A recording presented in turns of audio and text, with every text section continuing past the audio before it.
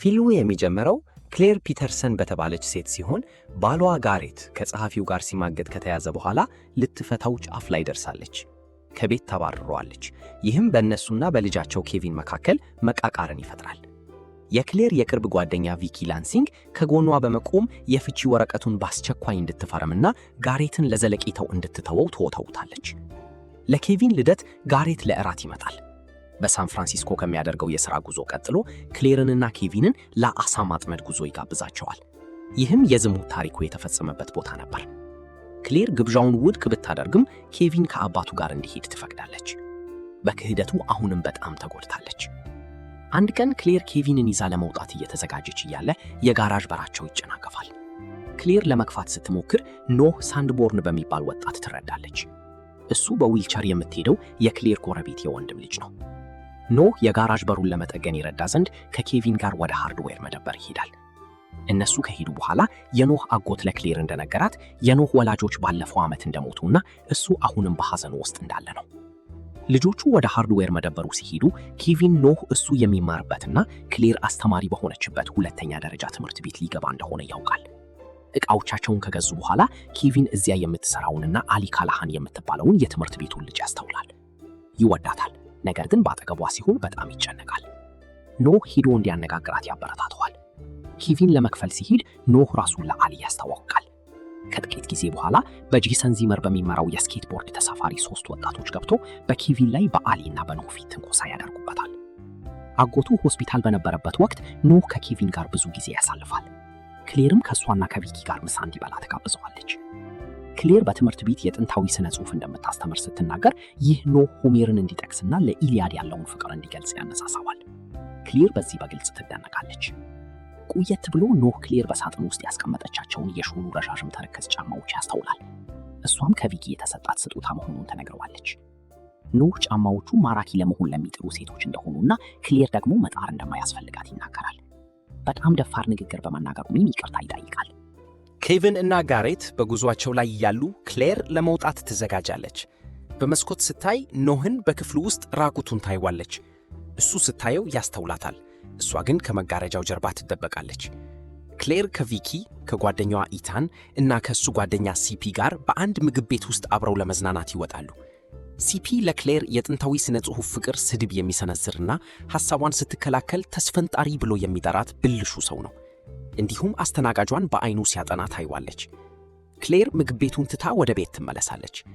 ኖህ ለክሌር ደውሎ ዶሮን በሚክሮዌቭ ውስጥ ለማቅለጥ እንደሞከረ ይነግራታል። መታ በትክክል እንዲያብስሉ እንድትረዳው ይጠይቃታል። በመጨረሻም ሄዳ ዶሮውን በትክክል ካበሰሉ በኋላ አብራው በልታ ትቆያለች። ኖህ ከክሌር ጋር ማሽኮርመሙን ይቀጥላል። እሷም ፍላጎት ቢኖራትም ስህተት እንደሆነ ይሰማታል። ኖህ ሊስማትና ሊዳብሳት ይጀምራል። ይህም መቋቋም እንዳትችል ያደርጋታል። በመጨረሻም በጣም ስሜታዊ የሆነ የግብረ ሥጋ ግንኙነት ያደርጋሉ። በማግስቱ ጠዋት ክሌር በባለፈው ምሽት በሆነው ነገር መጸጸት ትጀምራለች። ያደረጉት ነገር ስህተት መሆኑን ለኖህ ትነግረዋለች። ይህም በጣም ስላስቆጣው ግድግዳውን በቡጢ በመምታት የእጅ አንጓውን ያደማል። ኬቪን እና ጋሬት ከጉዟቸው ይመለሳሉ። ከክሌር ጋር ምሳ እየበሉ እያለ ከጥቂት ጊዜ በኋላ ኖህ ብቅ ይላል። ክሌር አንድ ሳህን ኩኪስ ስታመጣ ኖህ እነሱ በሌሉበት ጊዜ ስለተፈጠረው ነገር ለወንዶቹ ነግረዋቸው እንደሆነ ይጠይቃታል። እሷም ትልቅ የዝናብ ማዕበል እንደነበረ ስትናገር ኖህ በትዕቢት እዚያ አካባቢ በጣም ርጥብ ሆኖ ነበር ሲል ይናገራል። ኬቪን ኩኪስ ሲያቀርብለት ኖህ የእናትን ኩኪስ በጣም እወዳለሁ ሲል ይመለሳል። የትምህርት ዘመኑ ይጀምራል። ክሌርም የመጀመሪያ ክፍሏን ስትጀምር ርዕሰ መምህሩ ገብተው ኖህ ወደ ክፍላቸው እንደሚቀላቀል ይነግሯታል። ምክንያቱም ክሌር ራሷ ወደ ክፍሏ እንዲዛወር የጠየቀች አስመስሎታል። ኮምፒውተሯን በርብሮ ሃክ አድርጎ እንደነበር ትረዳለች። ክሌር በኖህ ላይ ምቾት ባይሰማትም ኬቪን እና ኖህ አብረው ይዝናናሉ። ኖህ ኬቪንን የአጎቱ በሆነው ጠመንጃ ይዞ ወደ ጫካ ይወስደዋል። ብርቱካኖችን በተከታታይ ረድፎ ያኖራል። እንዲሁም ኬቪን በክሌር ላይ በመማገቱ አባቱን እንዲጠላ ያነሳሰዋል። ይህም ጋሬት ወደ ቤት መጥቶ በእራት ጠረጴዛ ላይ ኬቪን በጮኸበት ወቅት በግልጽ ይታያል። ኬቪን በትምህርት ቤቱ ጂምናዚየም ከኖህ ጋር ይቀላቀላል። ንዴቱንም በቦክስ ማሰልጠኛ ከረጢት ላይ ይወጣል። ኬቪን ራሱን በጣም ያደክማል። እናም ራሱን መሳት ይጀምራል። ኖህ በፍጥነት ወደ ልብስ መቀየሪያው በመሄድ የኬቪንን ኤፒፔን ይይዛል። በኬቪን እግር ላይ በመውጋት ያድነዋል። ቪኪ በሥራ ቦታዋ ላይ ለክሌር አበባዎችን ታመጣለች። ሁለቱም አበባዎቹ ከጋሬት የመጡ መስሏቸው ነበር። ክሌር ትደውልለታለች። እሱ ግን ምንም ነገር እንዳላከ ይክዳል። ኖህ እንደላካቸው ትገምታለች። በጂምናዚየሙም ውስጥ ትጋፈተዋለች። አንድ መምህር ይህንን ያስተውላል። ኖህንም ስትገፋው ያያታል። ኬቪን አሊን ለፊልም ለመጋበዝ ወደ ሃርድዌር መደብር ይመለሳል። እንደማትችል ትነግረዋለች። ነገር ግን ከሱ ጋር ወደ ፎል ፍሊንግ መሄድ እንደምትፈልግ ትገልጻለች። ክሌርና ጋሬት አብረው ለመዝናናት ይወጣሉ። እሱም እጆቹን ወደ እሷ መላክ ይጀምራል። በዝሙቱ አሁንም ብታዘንም ጋሬት ግን ከባዶ መጀመር ይፈልጋል። ኖህ ይህን ሁሉ ያስተውላል። በንዴትም ክሌርን ይጋፈታታል።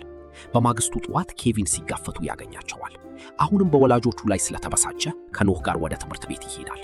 ጄሰንና ጓደኞቹ ወደ ኬቪን መጥተው ይረብሹታል። ኬቪን ጄሰንን ለመጋፈት ሲዘጋጅ ኖህ ይመጣና ጄሰንን ወደ ልብስ ማስቀመጫ ውስጥ ይመታዋል። ከዚያም ጭንቅላቱን ደጋግሞ ይጋጭበታል። ቪኪ ጠቡን ለመገላገል ትሮጣለች፣ ነገር ግን በኖህ ትገፋለች። በአካል ትልቅ በሆነ መምህር ተጎትቶ ይለያል። ኖህ ወደ ርዕሰ መምህሩ ቢሮ ይላካል። ምክትል ርዕሰ መምህርት የሆነችው ቪኪ ኖህ ባለፈው ትምህርት ቤቱ በስነ ምግባር ጉድለት ስለተባረረ ትምህርት ቤቱ የኖህን የትምህርት ማስረጃ እንዳልተቀበለ ትናገራለች። በምላሹም ኖህ የደረቅ ሸቆሻሻ ብሎ ይሰድባታል። ቪኪ ልትመታው እጇን ታነሳለች፣ እሱ ግን ይይዘዋል። እሷ ከትምህርት ቤት ስታባረረው እሱ ጥሏት ይወጣል። ክሌር በፎል ፍሊንግ ጭፈራው ላይ ጥበቃ ታደርጋለች። ኬቪንንም ከአሊ ጋር ትተዋለች። አሊ በወንዶች መታጠቢያ ቤት ውስጥ የውሃ ፍሳሽ እንዳለ ለክሌር ትነግራታለች። መታጠቢያውን ለዘጋት ትሄዳለች። በግድግዳው ላይም በትልልቅ ፊደላት ክሌር ፒተርሰንን ደፈርኳት ተብሎ ሲጻፍ ታያለች። ኖህ ከጨለማው ውስጥ ብቅ ይላል። ራሱን በክሌር ላይ ለመጫን ሲሞክር በብልቱ ላይ ትመታዋለች። ከእሷና ከኬቪን እንዲርቅ ትነግረዋለች። ማግስቱ የክሌር ተማሪዎች ከክፍሉ ውጭ ተቆልፎባቸዋል። በሩን ስትከፍትና ወደ ውስጥ ስትመለከት አስከፊ ነገር ታያለች። ተማሪዎቿን በውጭ ትታ ስትገባ በክፍሉ ውስጥ በሙሉ እሷና ኖህ የግብረ ሥጋ ግንኙነት ሲያደርጉ የሚያሳዩ በመቶዎች የሚቆጠሩ ፎቶግራፎችን ታገኛለች። እንዲያውም ተጨማሪ ፎቶዎች እየታተሙ ነበር። ክሌር ማተሚያውን ትነቅላለች። ርዕሰ መምህሩ ሲመጡም ፎቶዎቹን ለማጥፋት በጥቅሻ ትጣጣራለች። ተማሪዎቹ እንዲገቡ በሩን ትከፍታለች። ርዕሰ መምህሩ በክሌር የቅርብ ጊዜ ባህሪ ላይ ያለውን ስጋት ይገልጻል። በጂምናሲየም ውስጥ ከኖህ ጋር ስላደረገችው ግጭት የሰማውንም ይነግራታል። ጋሬት መኪናውን ወደ ቤት ለመንዳት ኬቪንን ከትምህርት ቤት ይወስደዋል። ኬቪን አሁንም በአባቱ ላይ ተቀይሞ በንዴት መኪናውን ይነዳል። በጣም በፍጥነት ይነዳል። ፍሬኑ ስለተበላሸ ማቆም አይችልም። ጋሬት በመንገዱ ላይ ባሉ የውሃ ማጠራቀሚያዎች ውስጥ እንዲገባ እስኪረዳው ድረስ ኬቪን ሁለት መኪኖችን ሊገጭ ምንም አልቀረውም ነበር። ክሌር ወደ ቤት ስትመለስ በጋሬት መኪና ላይ ያለውን መጎዳት ታያለች። እሱና ኬቪን የሆነውን ነገር ለክሌር አይነግሯትም። ሁለቱም ደህና መሆናቸውን ያረጋግጡላታል። ከኖህ ጋር ቴሌቪዥን ሲመለከቱ ታገኛቸዋለች። እሷ ወደ ወጥ ቤት ስትሄድ ይከተላታል። እዚያም ስለ ፎቶዎቹ ትነግረዋለች። አብረው ያሳለፉትን ምሽት ቪዲዮ እንደቀረጸና እሱን ከፈለገች ወደ ቤቱ መምጣት እንዳለባት ይነግራታል። ክሌር በዚያው ምሽት ቆየት ብላ ትሄዳለች። ነገር ግን ኖህ ቪዲዮውን የሚሰጣት ከሱ ጋር መተኛቷን ከቀጠለች ብቻ እንደሆነ ቃል ይገባል። እሷ እምቢ ብላ ትወጣለች። ክሌር ሁሉንም ነገር ለቪኪ ትነግራታለች። እርዳታዋንም ትጠይቃለች። ቪኪ ለክሌር ወደ ኖህ ቤት ገብታ ቪዲዮውን ራሷ እንድታገኝ ትነግራታለች። ኖህ የክሌር መኪና የመሰለውን ይከተላል፣ ነገር ግን ቪኪን ያገኛል። መኪናውን ይመልሳል። ይህም ቪኪ ለክሌር ልክ ወደ ኖህ ቤት ሰብራ እየገባች እያለ እንድትደውልላት ያደርጋታል። ከእሳት መገዱ በላይ ባለው ሰዓት ጀርባ የተደበቀውን ካሜራ ታገኛለች። ወደ ምድር ቤት ትገባለች። በግድግዳው ላይም በመቶዎች የሚቆጠሩ የራሷን ፎቶዎች ታገኛለች። ክሌር የኖህን ላፕቶፕ ትፈትሻለች። የቪዲዮና የፎቶ ፋይሎችንም ታገኛለች። ሁሉንም ታጠፋዋለች። በመቀጠልም የፍሬም ፎቶዎች ያሉባቸውን ሁለት ሌሎች ፋይሎች ታያለች።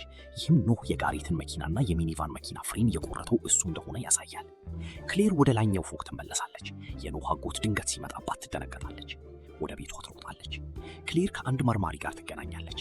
የኖህ ወላጆች አባቱ መኪናውን ወደ ጭነት መኪና ካዞረው በኋላ በደረሰ የትራፊክ አደጋ እንደሞቱ ትረዳለች። ወደ ፈረሰው መኪና ቅሪት ትወሰዳለች። በኖህ ላፕቶፕ ውስጥ የተጠቀሰው ያው ሚኒቫን መኪና መሆኑን ትረዳለች። ቤት ውስጥ ክሌር ለቪኪ ትደውላለች። በሩ በኃይል ሲንኳኳ ትደነገጣለች። ኖህ ይመስላታል። ቪኪም ለክሌር ከኬቪን ጋር ወደ እሷ ቤት እንድትመጣ ትነግራታለች። በሩ ሲከፈት ኬቪን ብቻ ሆኖ ይገኛል። ሴቶቹ ጥሪያቸውን ካጠናቀቁ በኋላ ቪኪ በኖህ ጭንቅላቷን ትመታለች። ኖህ ለኬቪን ደውሎ ወደ ቪኪ ቤት እንዲመጣ ይጋብዘዋል። እሱ ቪኪን አስሮና አፏን አፍኖ ለክሌር ይደውልላታል። የቪኪን ድምፅ ግጂ በመጠቀም እንድትመጣ ያደርጋታል። ክሌር ቪኪ ቤት ስትደርስ ጨለማ ነው። መብራቶቹም ጠፍተዋል። ክሌር በቪኪ ድመት ትደነግጣለች። ከልብስ ማስቀመጫው ጋር ትጋጫለች። ሳጥኑ ሲከፈትም የቪኪ አስከሬን ይወድቃል። ኖህ ጉሮሯን አርዶታል። ክሌር እየጮኸች ከቤት ትሮጣለች። ኖህ አግኝቶ ከመኪናው ውስጥ ሲጎትታት ለፖሊስ ትደውላለች። ወላጆቹን እንደገደለ እንደምታውቅ ትነግረዋለች። ኖህ እናቱን እንደሚወዳት፣ ነገር ግን አባቱ በክደቱ ምክንያት ራሷን እንዳጠፋች ይናገራል። እናም አባቱንና ፍቅረኛውን ለመግደል የሚኒቫኑን ፍሬን እንደቆረጠው ይናገራል። ኖህ ክሌርን፣ ጋሬትንና ኬቪንን አስሮ ወደሚያቆይበት በረት ይወስዳታል። ክሌር ከእሱ ጋር ለመቆየት ካልተስማማች በስተቀር ሁለቱንም እንደሚገድላቸው ያስፈራራታል። መፍቻ አንስታ ትመታዋለች። ወደ ኬቪን ትሮጣለች። ኖህ ተነስቶ ክሌርን እስኪጎትታት ድረስ ልታስፈታው ትሞክራለች። ጋዝ ወስዶ በጋሬትና በኬቪን ዙሪያ ይረጨዋል። ክብሪቱን ሲያወጣ ክሌር ገፍታ እንድታስጥለው ታደርገዋለች። ይህም ጋዙን ያያይዘዋል። በረቱ በእሳት መቃጠል ይጀምራል። ጋሬት ራሱን ያላቅቃል። በእጆቹ ላይ ያለውን ገመድ በኖህ አንገት ላይ ይጠቅላል። ኖህ ጠመንጃውን አውጥቶ ጋሬትን ደረቱ ላይ አንድ ጊዜ ይመታዋል። ክሌር የኬቪንን ኤፒፔን ወስዳ በኖህ አይን ላይ ትወገዋለች። ተመልሳ ኬቪንን ለመፍታት ትሞክራለች። ነገር ግን ኖህ ከእሷ ጋር መታገሉን ይቀጥላል። ጣቷን አይኑ ውስጥ ትሰድዳለች። ይህም መግልና ደም እንዲፈስ ያደርገዋል። ኬቪን ገመዱን ሰብሮ ኖህን በእንጨት ይመታዋል። ኖህም ገፍቶ ይጥለዋል። ጠመንጃውን ወደ ኬቪን አነጣጥሮ አንዳንድ ጊዜ ጀግኖች ከባድ ምርጫዎችን ማድረግ አለባቸው ይላል። ክሌር ኖህን አንተ ምንም ጀግና አይደለህም ካለችው በኋላ ማብሪያ ማጥፊያውን በመሳብ ሞተር በኖህ ላይ እንዲወድቅና እንዲሞት ታደርገዋለች። ክሌርና ኬቪን ጋሬትን አንስተው ከሚቃጠለው በረት ውስጥ ይወጣሉ። የሕክምና ባለሙያዎችና ፖሊሶች ወደ ስፍራው ይደርሳሉ። ጋሬትን በአምቡላንስ ውስጥ ሲያስገቡት ክሌርና ኬቪን ከጎኑ አብረው ይጓዛሉ። ለጋሬት ሁሉ ነገር መልካም እንደሚሆንና በመጨረሻም ወደ ቤታቸው እየሄዱ እንደሆነ ማረጋገጡን ትቀጥላለች።